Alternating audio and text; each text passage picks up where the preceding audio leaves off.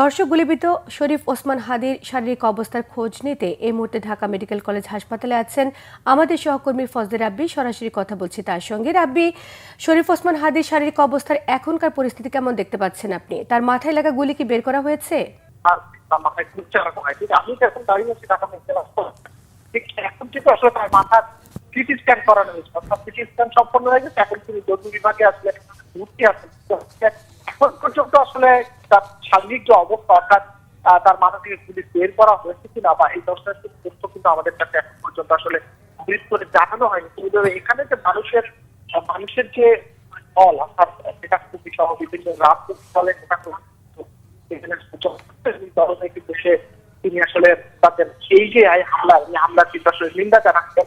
পাশাপাশি এখন পর্যন্ত কিন্তু আসলে দোষীদের গ্রেফতার করা যায়নি বা চিহ্নিত করার বিষয়গুলি কিন্তু আসলে এখন পর্যন্ত আসেনি। জুলাই গণঅভ্যুত্থানের যে রাজনৈতিক দলগুলো ছিল তারা কিন্তু আসলে বারবার বলছে যে এই ধরনের ঘটনায় কিন্তু আসলে সরকারের দেখতে থাকতে পারে এবং তাদেরকে যদি দ্রুত 24 ঘন্টার মধ্যে আসলে গ্রেফতার করা না হয়, কিন্তু আসলে সরকার এবং কমিশনের কিন্তু আসলে তাদের উপর কিন্তু একভাবে কঠোর ব্যবস্থা গ্রহণ করা হবে, এই ধরনের একটা হুঁশিয়ারি কিন্তু আসলে রাজনৈতিক দলগুলো দিচ্ছে। এবং এখন পর্যন্ত দেখতে পাচ্ছেন এখানে রাব্বি, আপনাকে অসংখ্য ধন্যবাদ। পরবর্তীতে আপনার সঙ্গে আবারও যোগাযোগের প্রচেষ্টা চালাবো।